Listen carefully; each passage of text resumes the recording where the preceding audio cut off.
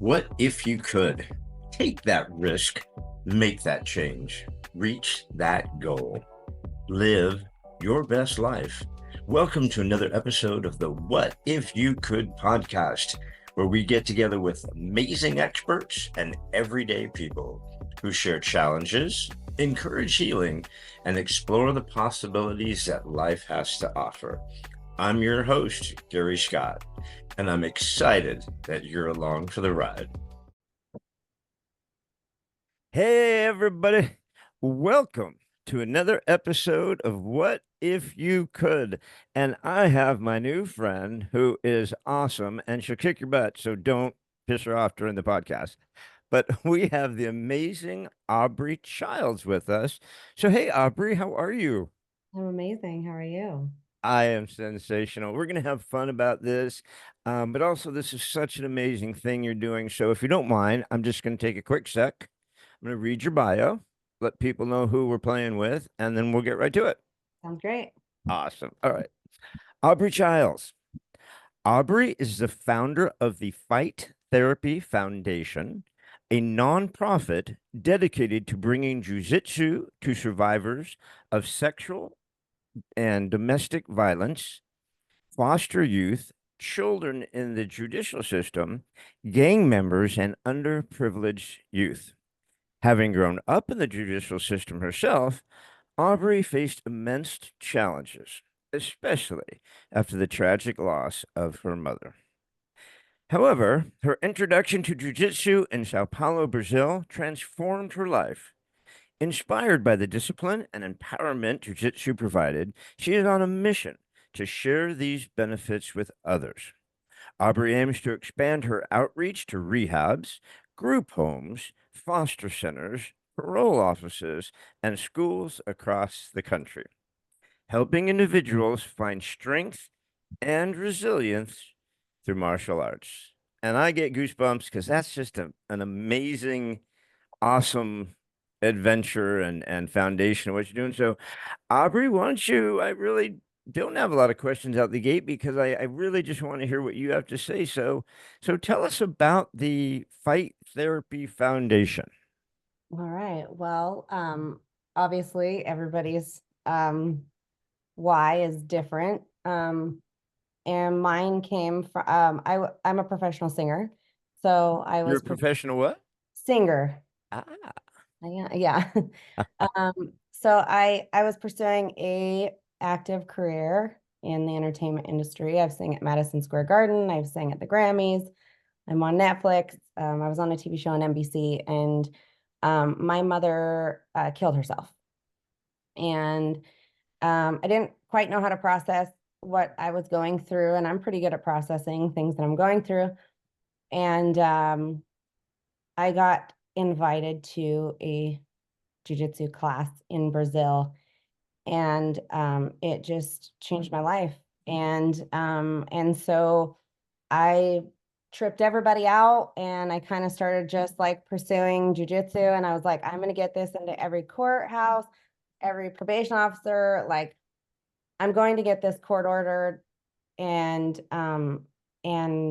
yeah, it became my mission. And everyone's like, but you're a singer. And I'm like, but this changed my life. Um, so we have actually today, it took me 7.5 years, and today I got to go before the judge and the probation department and present my program. And that was the hardest part.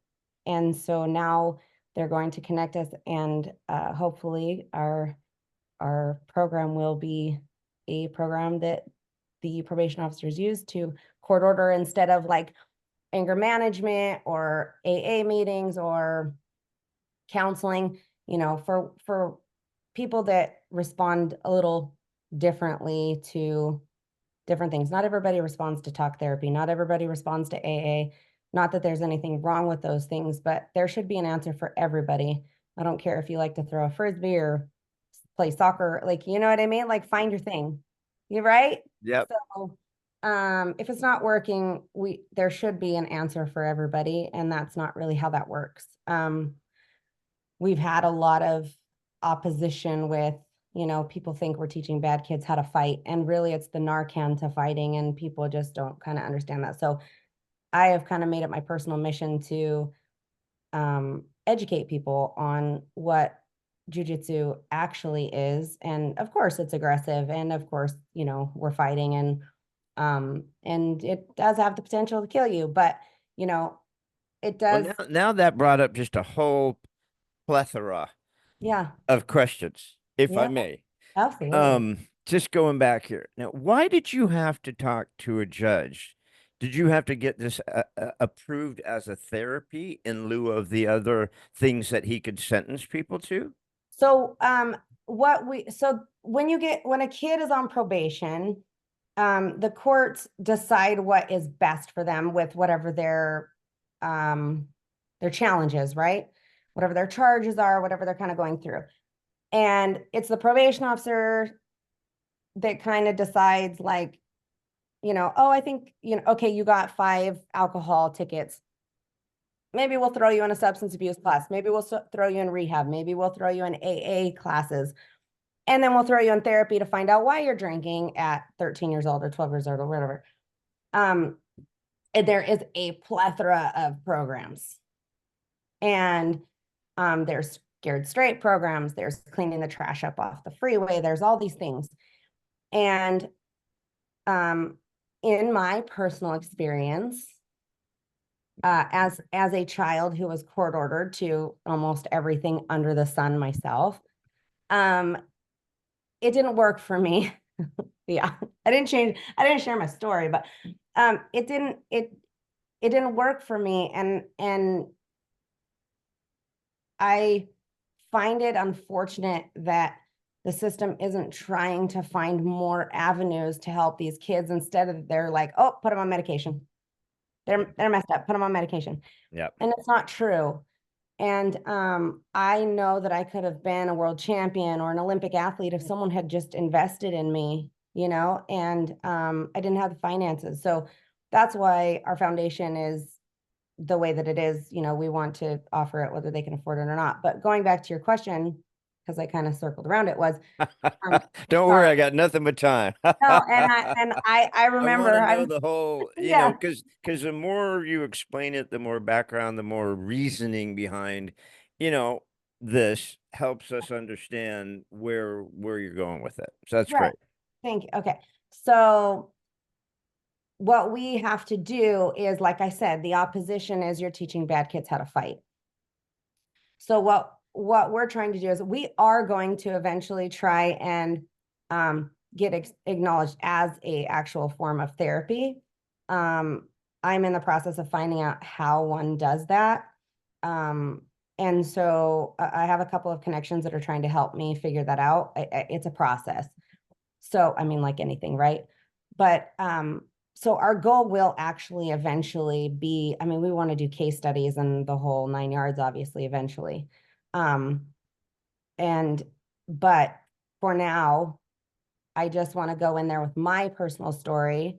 And then like I was meeting with probation today, and he works with the kids that are in there that, maximum security, they've committed murder or attempted murder, as young as 11 years old. Yeah.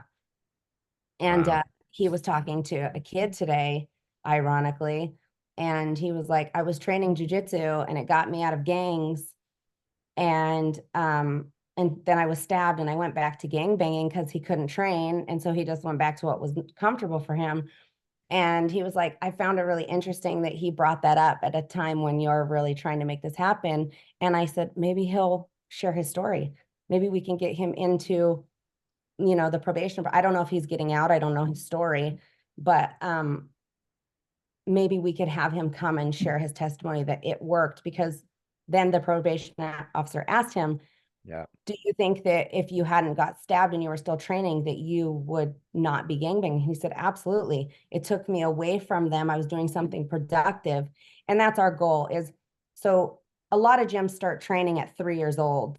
And that's our goal, is to get them at 3 years old and At get at 3 years old? 3 years You got a old. little badass walking around out there at 3 years. Oh, you got to watch them.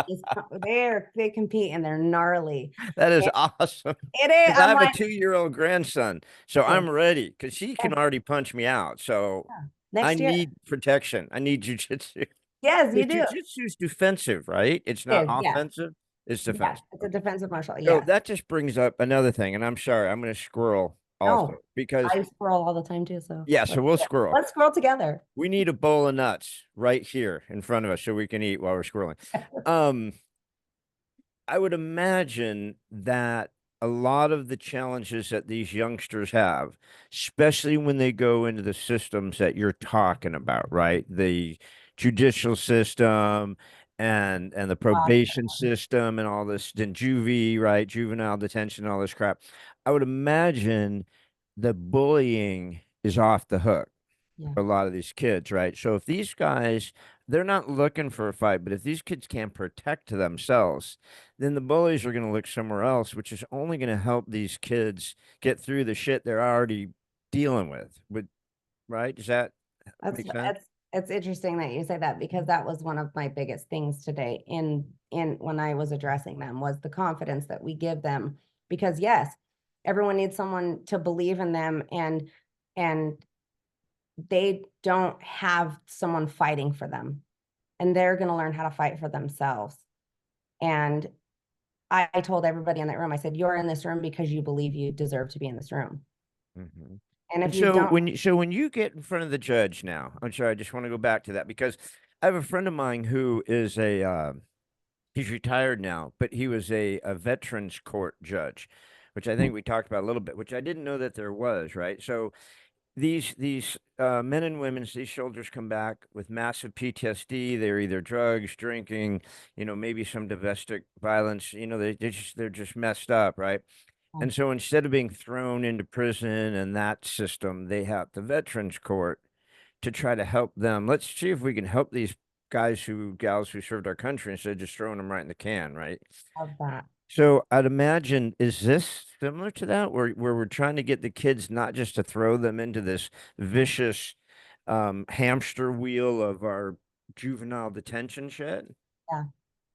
I yes. I mean, I didn't correlate it with that, but yes, exactly. Like so our judicial system was originally created and based on Christian beliefs and it was to rehabilitate people. And now it's like just to get people in trouble. It's weird. And It's called money. I know, It's called the more kids you can throw in jail, the more these private prison companies make money. 100%. It, it, 100%. 98% of people who go into rehab go back to rehab. Why? Because they're not actually fixing you. They're putting a band-aid on it. You go back. They make more money when because some of these rehabs are 80, $100,000 for 30 days. that's a That's lot of money. I mean, that's a insane. lot of money. And then if you can get the state to just pick it up out of the kindness of their heart, when it's like, wait a minute, the dude who is now on running that is already friends with that guy who happens to know a judge, and all of a sudden it's like, wait a second, why are these kids that I'm just going to screw this word up big time. Why Recidivism. is this revisicism? I can recidivism. That's it. I'm like, I was like, That's I'm gonna go in there and try and be a professional and be like, I'm not even gonna, I didn't even drop the word. I was like, I'm not doing it. I was already nervous. I'm like, I'm not doing it. I'm not throwing that But word out. you nailed it. I completely screwed it up. I'm not even going to repeat it. What Aubrey just said is the word I was like, Recidivism. right? So we don't rub it in now. Don't like rub it in my face all of a sudden. Like, all right, Recidivism times I could do fast. it if I wanted to. Um, so I'm going to scroll back one more time. I'm going to scroll back because this is important now. If you allow me. So, were you born in Brazil? Oh, I wish. No. Okay, so how did you end up in Sao Paulo, Brazil? Okay, yeah. So, like I said, my mom took her life, and my dream was always to go to Brazil. And so my then husband was like, let me do something to like, try and make it better and a trip sounded like a good idea. And so listen, we do weird things, but it was nice, right? Look what it did. Look what it started. Right? Yeah. So, he took me, and my friend was like, do you want to do a jujitsu class with me? And I was like, well, you can't go to Brazil and not do a jujitsu class, right? You can't. Let's come on. So that's then, the rest is history. The rest is history. So Right on. So yeah. because of your mom, taking her life, you then went to go live with a family member in Brazil. Your No, no, grandma was no. telling? I just went to like decompress, like figure my life Oh, okay. out. I thought something about your grandmother. I'm No, sorry. no, no. I was just grieving. So I was just, Oh, grieving. it was, Okay. he And was, so your ex-husband said, "Let's just go to Brazil and try to decompress and change our everything that's going on." Okay. And that's when you found the jujitsu. Mhm. And if I may, um, how old were you when your mom passed? Took It her. was 2 days before my 33rd birthday. Wow. All Yeah. right. Yeah. So then early in Are, your, are we allowed to say bad words on here or no? are you allowed to say what? Bad words on here or Oh, no? fuck yeah. It was her final fuck you. I'm gonna do this that close to your birthday, but not on your birthday because I don't want to be that bad, or I don't want to be that mean, but Oh, like, you mean to you? yeah, it was her final fuck you to me. Yeah. Oh, did she leave a note? She did. She left Ah, it to my 8-year-old daughter. I know. It yeah, was that one's brutal. It wicked. was brutal. It and is that, I mean, so you had mentioned that you kind of found yourself when you were younger in the juvenile detention system. Yeah. Were you like the rest of us? Were we like smoking weed and stealing shit? Or how did you end up in that? Yeah, so I mean, obviously, when you're younger and you're in a negative environment, you become a product of your environment. And the good kids aren't allowed to hang out with you, and so your only option is to hang out with the bad kids, and if you know what I'm saying, if you want friends. How Right? That's not true. Now I know that's not true. I could have like doubled down on my singing and became like a famous, I could have like studied and my voice or something, but at the time I didn't think like that. And drugs sounded better, I guess. Well, And so, you might not have had, like you said, healthy role models, a support right. system, someone who was maybe saying, "Yeah, you're really good," instead of saying, "You suck, give it up, you'll never make it." So I mean, there's a lot of things in play there. Well, so it's funny that you say that because I had one of my probation officers found out that I could sing, and he was a singer. And so he actually did kind of take me under his wing and let me perform with him and stuff. And we would sing to the probation officers every Wednesday. And someone complained and said it was inappropriate. And it got taken away from me. Yeah. So it was like, so a probation officer was trying to like build me up, and then, someone shut that down. So, but I started shoplifting, and I never have stole from like a person. I stole from like stores because to me, I didn't gather that like someone owned that. Um, and so it felt justified. Like, I can Well, afford shit, it's this. a big ass company. They It's got like, tons of this crap laying yeah, around. I I was mean, like, what's but I one? didn't They're not gonna miss that. know. And I didn't know that like a person owns a store. I didn't, it's fine. Now, were you stealing just to get off on the high of stealing, or did you actually want the shit you were stealing?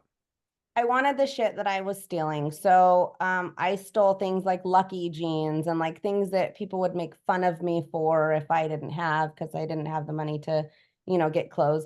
And then I stole like cigarettes and alcohol, and but then there was times when, I mean, I guess everything I stole makeup, like things that I wanted to look better. Because I looked homely and, all that fun jive. I But can't imagine you ever looking dude, homely, I kiddo. was I rough. find that almost impossible to believe. I was like Well, yeah, there you go. Yeah, my that would hair was be. like a lion because I didn't have a straightener. It was like, oh, it was rough. It was rough. But yeah. So then I started smoking, and then alcohol, and then marijuana, and then, mushrooms, acid. Then we went, and Kind of like sounds like every kid I knew in high school. Yeah, no, it's normal, right? It shouldn't be though. And so that is, but I literally got arrested for every single thing I did. Like God did not let me get away with anything. I got arrested for smoking a cigarette. Like it was I got arrested for a lot. So Didn't it piss you off all the kids that got away with every yeah, freaking thing, and then we can't do shit? can I tell you something though? Yeah, And this has been crazy because I used to say that every one of those people are dead in my life. got So, it. you Yeah, I know, get like, that. yeah, so whatever that is, I actually say I'm grateful that I got arrested for even dumb shit because, maybe that was God saying, hey, you have more. And I hate saying that because then that sounds like I'm saying they didn't have more because I know they had more, um, but it is hard when you are going through that and you see everyone getting away with murder and you're like, smoke a fucking cigarette. Right? And it's just the weirdest thing. It's like I'm what a lot of people consider a health nut, right? Like I just like double down on like, vegetable shakes and no meat and exercise.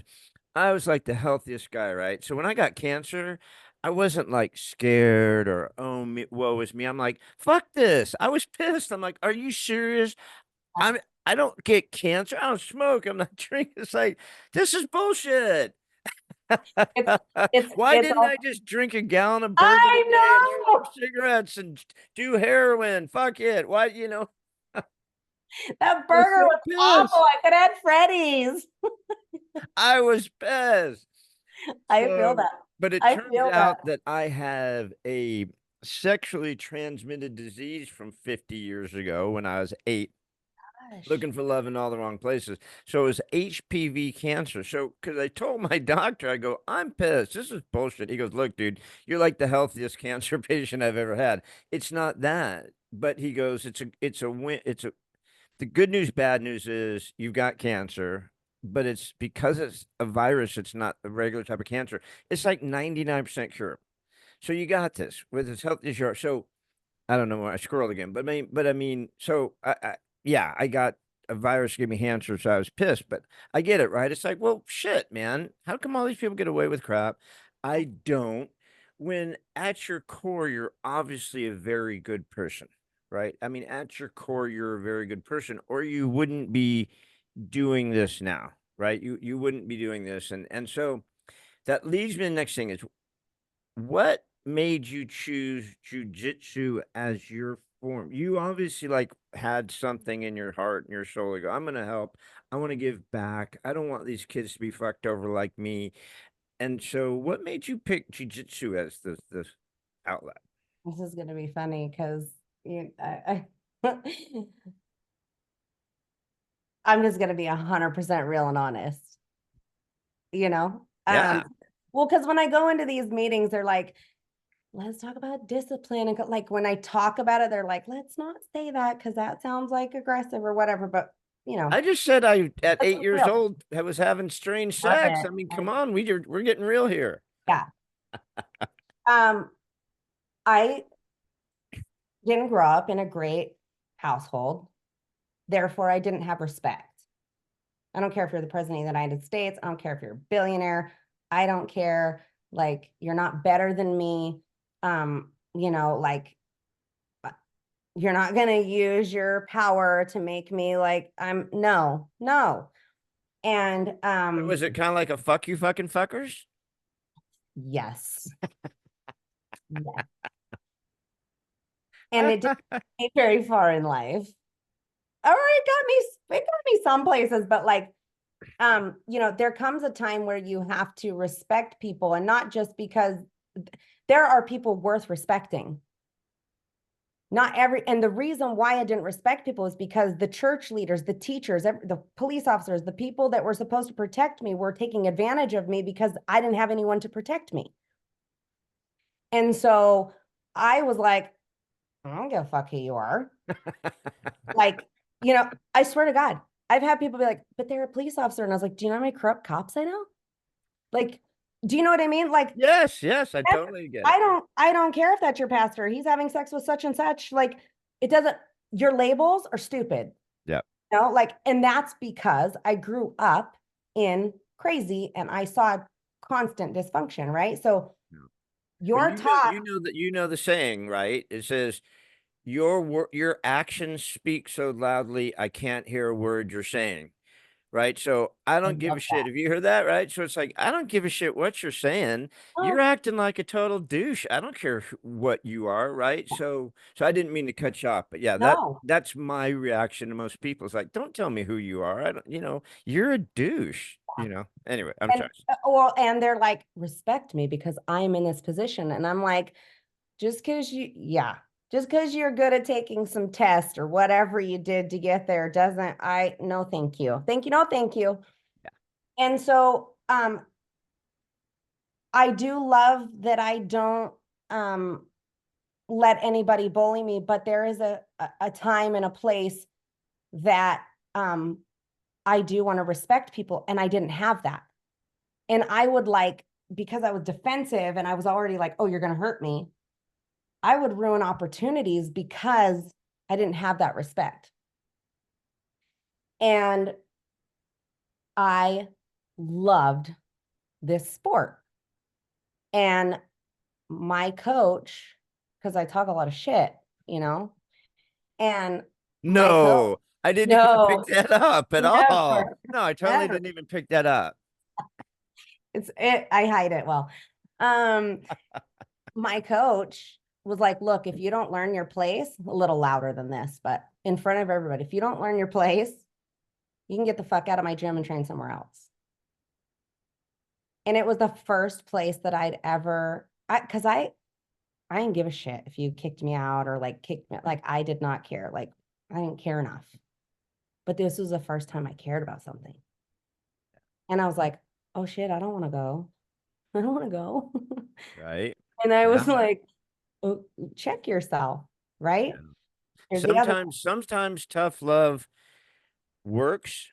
Sometimes it doesn't. Some people like to use negative affirmations or to try to inspire someone. Oh, well, you're a douche, you're being mean to me, so I'll try harder. That doesn't work for me. If you Doesn't keep work for me. telling me I suck, I'm gonna believe I suck, right? I don't believe in that.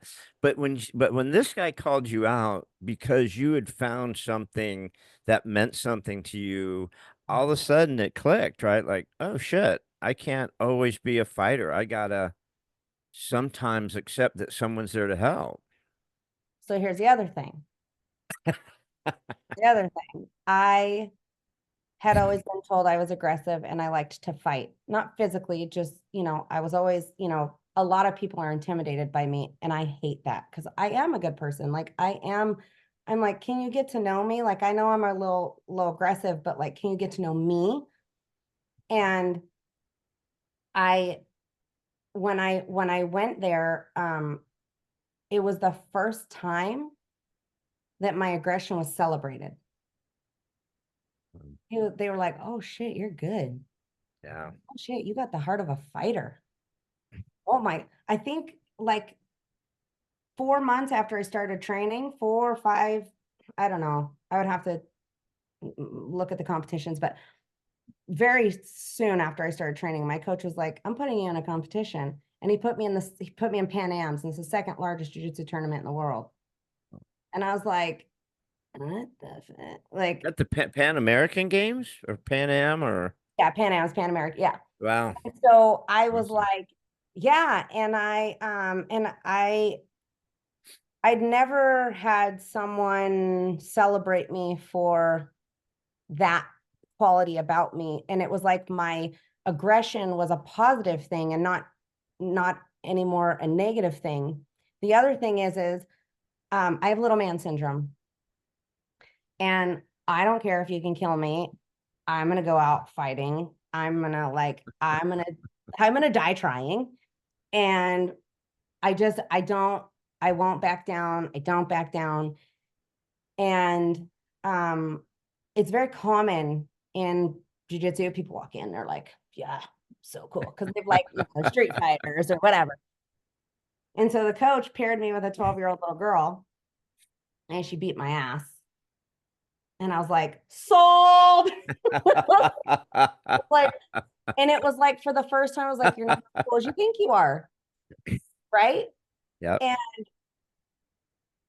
I think a lot of people, at least in the environment I grew up with, need to be humbled because what we learn is people are afraid of our aggression. We learn to manipulate people through the fact that we'll say whatever because we know you think we're crazy, right? And that scares you, but really we don't mean it.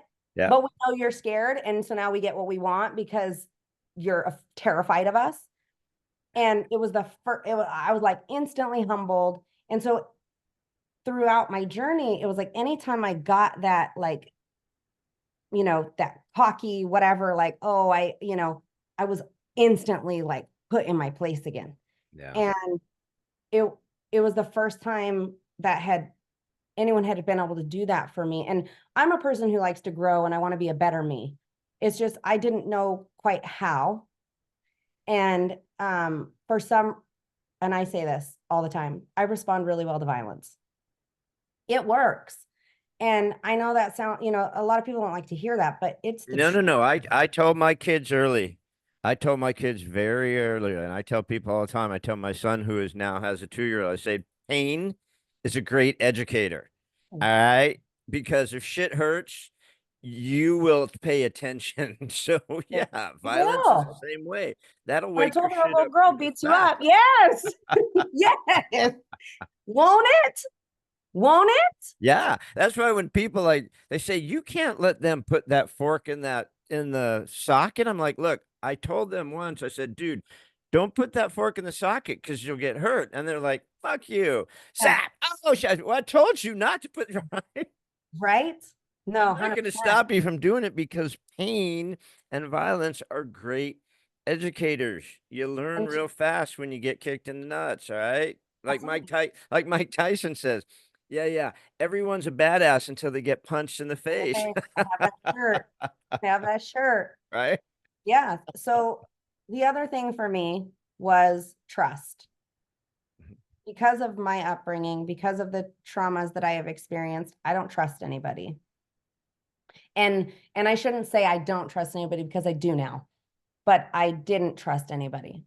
And to be in that vulnerable situation where someone literally has the power to kill you, and you have to trust that when you tap, they're going to let go, right? Right?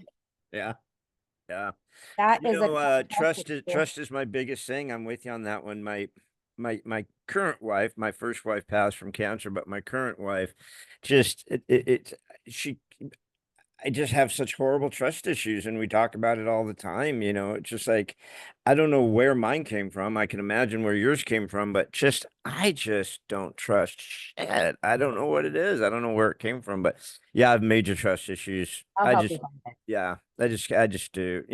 But I can't kick someone's ass and dislocate their shoulder like you can. We're going to teach you. We'll talk about that stuff later because, like I said, a really good friend of mine owns a jujitsu studio here where I live. So you guys, there's a whole circle of people I'm going to put you in touch with. This I is love awesome that. stuff. Thank you so This much. is awesome stuff. So Mhm.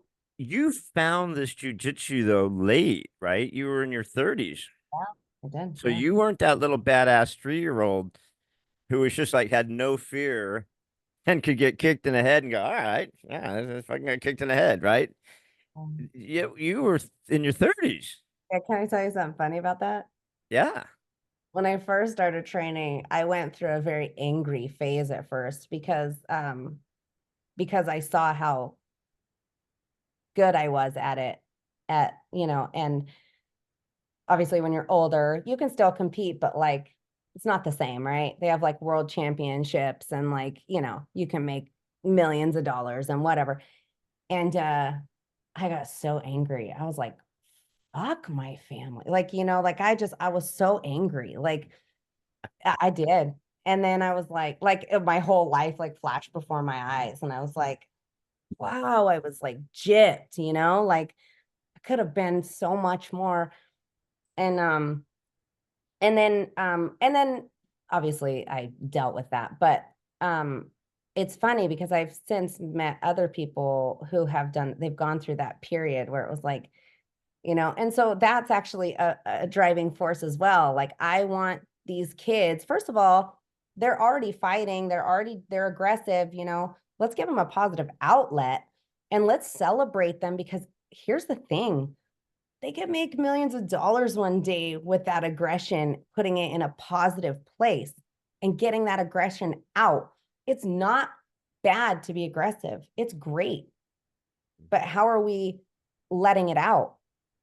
Yeah. Like I'm a very powerful human being because of my aggression. And, you know, but I've had to learn how to navigate it. I'm still learning how to navigate it. I make mistakes. I still get in trouble or whatever with my, like say things I'm not supposed to or do, Tell the I'm, wrong person to go fuck himself. yeah, Well, there's that. yeah, I yeah, didn't know the dude ran the place. Shit. yeah. Someone should I'm have like, given me a heads up. what I meant was, you're doing a fantastic job here. Right? That's what I meant, but it came out as fuck you. Um, and it brings me to something. I get in, I don't write a lot of notes, but my brain is always going. Oh, this is, Um, I love this. it Thank you. brings me to what we're doing with kids instead of um doing this.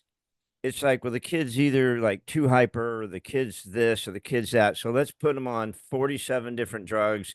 Let's just dumb them down, right? And then give them a video game and lock them in their room and this and that. It's like, wait a minute. No, no, no. That kid's special, right? That kid's going to be someone. I mean, if you look at all the greats from Yeah. Einstein to Elon Musk, I think Bill Gates is a douche, but still, even his crazy is has made them who they are. You can't become an Elon Musk unless you're a little bit off, right? I mean, you've got a little shit going on. And I think we take these kids who have this stuff, right? And instead of putting them in like a program with you and help them work through their shit, we just want to drug them up and dumb them down, Yeah. which is really messed up. Yeah, which is what happened to me when I was a kid, and of course my cousin and my brother. And it's actually the first thing that they do usually when you get on foster care. They put you on Adderall. They put Really? Yeah, they put you on a antidepressant. Yeah, it's awful. And No shit. yeah, Wow. and And I but actually doesn't fought for Adderall make you more hyper? yeah, so I actually fostered a child, and I almost got in trouble because I advocated for her. She didn't like how she felt on this medication. She said, it made her feel drugged, and I would watch her and it would like transform. It was awful. And she didn't need it. They were like, "Oh, cuz she's, getting bad grades and she's not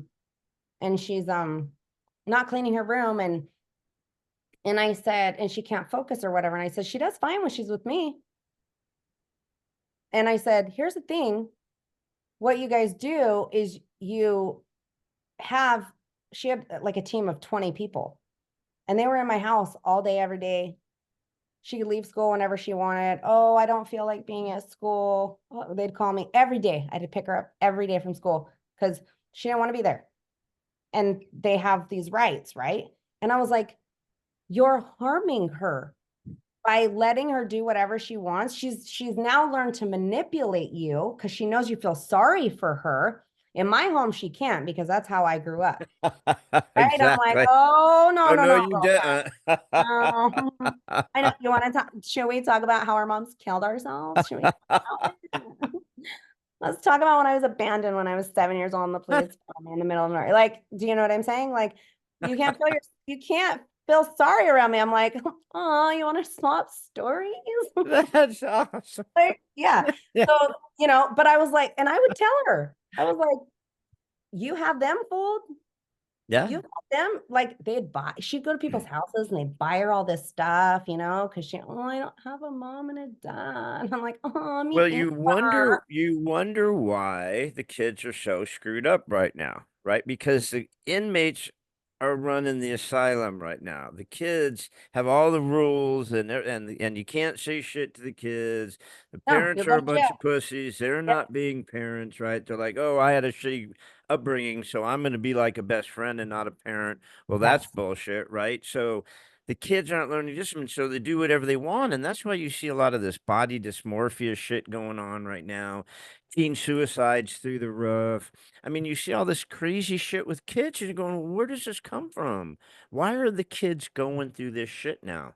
You know, and that's why the discipline, that's why when we first spoke, you know, and you're like, you've got this, like you said in your bio, you've got this discipline and you've got the empowerment. And I just think those two words from your bio were so special to me, right? Because those are two things our kids do not have right now, right? They have no discipline.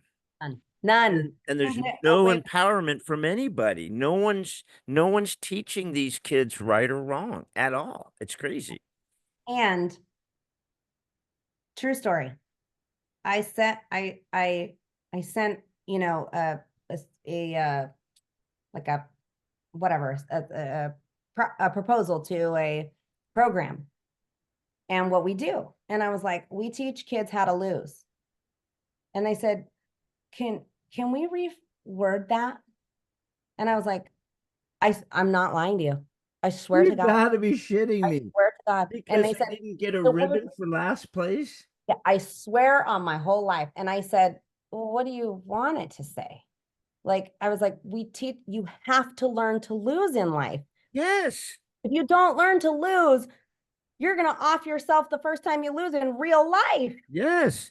I can tell my kids the greatest baseball players, the guys who make the most money and go to the Hall of Fame, fail 7 out of 10 times. They 7 out of 10 times they fail. If every 10 at bats you get 3 hits, you're a superstar. That means you fail 7 out of 10 times. If you don't learn how to fail, you'll never succeed at shit. So what did they end up doing? Did you end up removing the lose line to the boo? We didn't end up working with them. Good. Good Yeah. for you. But well, and that's the thing is if we're going to actually truly make a change, we can't do what they're doing now. It's not working. Yeah. So what are we going to do? Yeah. Like, and that's just the reality of it. And that is, they don't want to hear that kind of stuff, but it just is like, So how did you sell this, or how are you selling this? I don't mean sell in a bad way. I mean, oh, yeah, how are you yeah, proposing this to like this systems that you talked about with the parole and the school and the judicial system? I mean, first of all, you've got the issue of money, right? I mean, you're like, look, bitch, don't come in here and take our money. You know what I mean? Like we got money coming from these grants and shit. There's not a lot of it. So if your program starts working, that means you're probably going to take money from us to give it to you. And then people don't like when you mess with their money. I mean, how are you getting funded? I don't want to jump too far ahead, but I mean, when you make these proposals, right? They go, all right, well, who's going to pay for this shit? right. And they don't want to, right? Right. um, That's the battle, right? When you go to the counties and stuff, like we don't yeah. have any money because we got to send it to Ukraine. So in certain programs, like with foster, they're like, look, the kids are designated a certain amount of money to do um, programs that I'm brain farting on the word. My gosh. Like But recreational or like no, what is enrichment it? funds, enrichment funds. Enrichment Yeah. class. But they cannot force the kids to want, they have to want to take it. So that has been our struggle is how do we get the kids to be introduced to it? Because it is something that's very uncomfortable. It's not something that like, a kid with trauma would be like, yeah, let me jump in on that. I just want to sit on my ass and play a video game, and you want me to roll around and get my arms twisted off. This is bullshit. Right. And something that is in children who, have been through trauma, a lot of them are obese. Like it's a big problem. So the success that I have had is bringing it to them for free, not asking for any money, and And when saying you say them, do you mean the courts and the probation officers and the the schools and the foundation, foster the yeah, system? the Right. So whatever we're yes. you bring them a program and say, listen, I'm not even going to ask for your stupid ass for money. All right. I just want to help the kids. So allow me to help the kids. We'll figure out a way to come up with the dough. So, like I said, I'm a professional singer. And so I have a lot of friends in the industry. They helped me put together a benefit concert. We did a benefit concert. We raised over $4,000. Obviously that doesn't go a long way with what we're doing, but it was awesome, you know. And now we're just fundraising. We're just asking like businesses. We're getting ready to revamp our website, and we'll have our PayPal link on there. And then once we're more like once that's set up, then I'll feel more comfortable like posting it, sharing it, or whatever. But as for now, I kind of just go like, you know, like I would call you and say, look, this is what we need. We need like for example, right now we're trying to raise 50,000 because we just got a big contract with a big foundation. And in order, they serve over 3,000 kids a month, sex trafficked, foster, group homes, underprivileged. Yeah, it's a big deal. They have their own school. 3,000 kids a month? Yeah, so it would be $1 million a month to serve all these children, which is not impossible. But what we're going to do is we're going to take it in chunks. So we're going to start with their school, and we're going to start with the group home. So we need 14,000 for mats, and then we need we're going to sponsor their training, right? So it's $150 a month. So 24 times 150, you know, whatever that is, 3,400, whatever that is. So I'm going to specifically the companies or a person that I know has said they're interested, and I'm saying, okay, this is the cost of this. I need 24 gis. Would you buy me 24 gis? A gi is $150, 57 with tax, whatever, you know. Do you want to buy all 24, or, you know, do you want to be a title sponsor? Do you want to give me the full 50? Do you want to just buy the mats? If you buy the mats, we'll put your logo. That's what we're doing right this second, just because like we're just still waiting on our website. It should be up soon. And then it'll be easier to like send people there. But right now it's like word of mouth. Like people have been doing this for me, you know, putting me on their Facebooks. And then people have been reaching out to me like, hey, can I send you a check? Can I, you know, whatever, what do you need? And So so that's what we're let doing me right ask this you second. about the hundred. Let me ask you about the $150. So are you saying that you can sponsor a kid for $150 a month? One child can go through the program, Yes. and then so I know that there's uniforms and there's a place that they have to train and all that shit. I mean, $150, does that cover all that stuff? No. So the gi That's just like the time that just that's a month. okay. Yeah. Okay, Mhm. got it. So And then you still need money to get them the uniforms and to have a place to train and to do all that shit, right? yeah, so the gi, they need a gi, a rash guard, and shorts, right? Hmm. So it comes out to about $300, but that's a one-time thing, unless of course they, you know, it rips. Or here's the thing, a lot of our kids are overweight and they lose the weight fast, especially the boys, right? Good. Good, Yeah. because No, it's a beautiful thing. 78% of teenage boys are obese. So Yeah. yeah, 78%. Yeah, so we it's a beautiful thing. But you know, we would then need to find another sponsor or reach out to you and say, hey, they've lost 50 pounds. Can you, you know, If the pharmaceutical industry and the medical industry wasn't such bullshit criminals, they would sponsor you so that they don't have to waste all this money down the road trying to care for all these overweight kids who are going to have all these health issues. You know, they go, wow, with what you guys are doing, you're making children healthy, and they're probably going to stay healthy the rest of their lives following this protocol. And now we're going to save millions of dollars on insurance and medicine and stuff like that, right? Yeah, So there was actually a grant that was just given. It was $500 million, two $500 million grants from um for prescription medication for, yeah, because they caused like opiate. that's awesome. Yeah, it was great. Yeah, it was crazy. I wasn't set up to take donations at that point. It was unfortunate. You want me to hold on to it for you, or I'll hold on to it for you. I'll take it to Vegas and see if I could double it. Absolutely. I'm a giver. I'm a giver like that.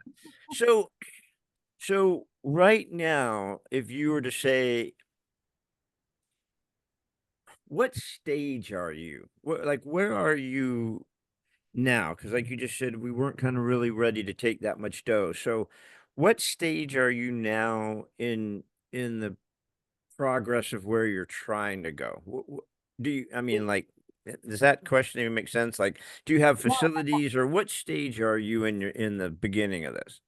So right now we're not going to worry about a facility at this specific point in time. Um, because we got this huge partnership. And so what we want to do is take everything very slowly, right? You don't want to like overwhelm yourself or whatever. So what we're going to do is we're going to start with the 24 kids in the group home. It doesn't take a lot of work. They can sign their own waivers. Because what people don't realize is with these children, like the courts have to go, some of these parents are dead, some of these parents are in prison, and it's a lot of work to get someone to sign that waiver. If you can't find them, you have to give them a certain amount of time. And if you don't give them that amount of time, a judge can sign it, but they have to give them a certain amount of time. So, you know, it's a process. So what we're going to do is we're going to start with the 24 group home kids. Easy, get them in there. They're the most quote unquote violent. They live in a group home because no one will foster them because their behavior is so bad, which is my favorite kids. Yeah. They respond to me so well. They like it's beautiful. You're kind of like their spirit animal. I am, and I've learned to control my own anger. And again, they cannot make excuses with me, and I will hold them accountable. I don't feel sorry for you because I didn't feel sorry for myself. I'm not where I've cried about it a lot, but I don't feel sorry for myself and I don't feel sorry for you. That really sucks. But do you want to talk? Do you want to compare trauma? Like, I'm here for you. Yeah, let's bring it. Do you But want me to don't one up you? Like, I like don't know. like I tell my sons all the time, even though their mom's not here. I tell them, "Do you know how tough your childbirth was?" And they're like, "Dad, you didn't have us." I'm like, "Yeah, but I was there. All right, it was hard. Mom suffered for you." But don't you find, honestly, as much as you were a badass and I was a badass, my current wife was worse than both of us. I mean, she relished go fuck yourself. It's like seeking out someone to say, go fuck yourself. But Yeah, don't you find that a lot of the kids that are like that want discipline even definitely. more than that couch potato piece of shit? Because they really crave someone that, because when you force some discipline on someone, you're showing that you care, So right? that I think that was exactly what happened with me with my coach. Was when he said, if you don't learn your place here, you can fucking train somewhere else, get the fuck out of my gym. That discipline, I was like, oh my God, no one's ever said that to me. I've walked all over everybody my whole life because they let me. And this motherfucker. Thanks again for joining us on another episode of What If You Could podcast. Please subscribe, like, share, and give us any feedback. We'd love to hear it. And remember, if you can dream it, you can do it. See you next time.